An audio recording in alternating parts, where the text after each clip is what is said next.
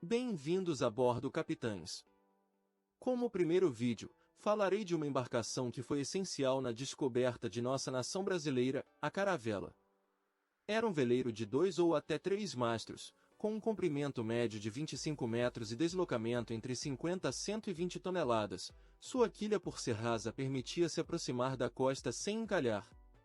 Com sua navegabilidade e manobrabilidade excelentes, ajudava no mapeamento das costas, e produzia uma velocidade de até 7 nós ou 13 km por hora, mantendo uma boa velocidade até contra o vento.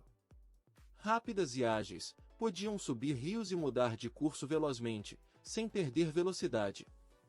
Por serem pequenas, sua tripulação era composta por até 30 homens, que dormiam no convés, ao relento, sendo as camas para oficiais mais graduados. Seus porões eram reservados para guardar água, demais mantimentos e munições. Os mantimentos eram racionados o tempo todo e o cardápio incluía em algumas vezes somente água, bolachas de água e sal e alguns pedaços de carne seca.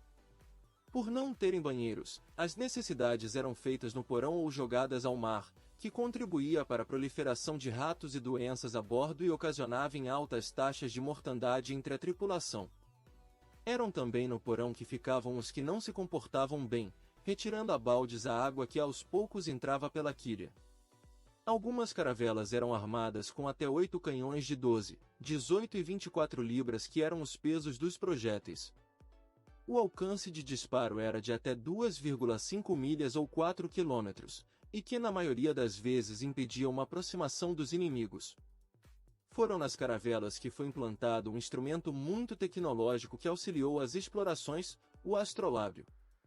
Tinha o formato de uma roda pequena feita de latão, que media a altura do Sol ao meio-dia e das estrelas à noite, fornecendo a latitude, eixo norte-sul, mas sendo impreciso na longitude, eixo leste-oeste. Por suas enormes vantagens, foram os navios usados principalmente pelas marinhas de Portugal e Espanha para exploração, possibilitando o comércio de especiarias tais como gengibre, cravo da Índia, açafrão, noz moscada e outros ingredientes usados na culinária e conservação de alimentos. Capitães notórios tinham essa embarcação como preferida: Cristóvão Colombo, Bartolomeu Dias, Vasco da Gama, Diogo Cão.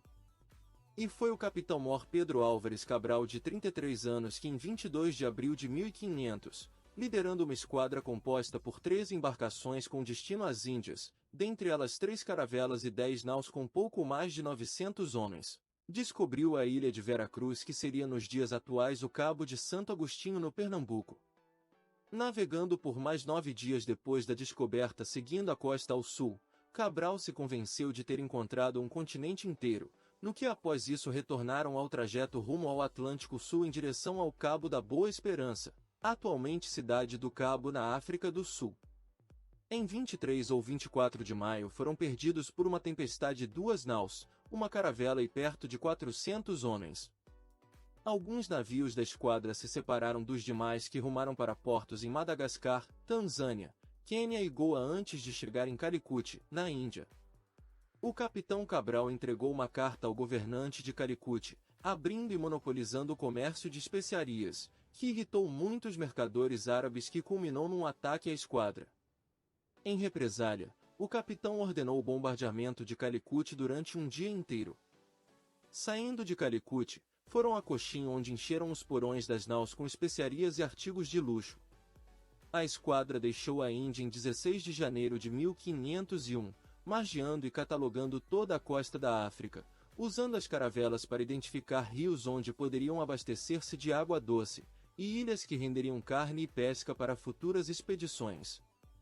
Ao fim da viagem, quando retornaram a Portugal em 21 de julho de 1501, apenas 2 caravelas, 6 naus e 250 homens magros e esfarrapados chegaram. Mesmo assim, a viagem foi um sucesso, pois com os porões abarrotados de especiarias, foi obtido um lucro imenso que cobriu todas as despesas e incentivou mais ainda o comércio naval. O nome dos navios se perdeu com o tempo, sendo vários sugeridos, porém nenhum sendo aceito, deixando a armada anônima. O que acharam desse vídeo? Se inscrevam, curtam, comentem e ativem o sininho para mais curiosidades navais. Até breve, capitães!